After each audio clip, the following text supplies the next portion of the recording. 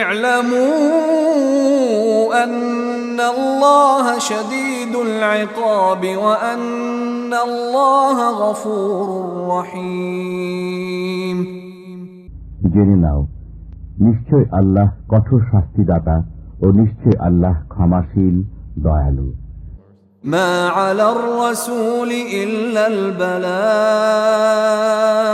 والله يعلم ما تبدون وما تكتمون। রসুলের দায়িত্ব শুধু পৌঁছিয়ে দেওয়া।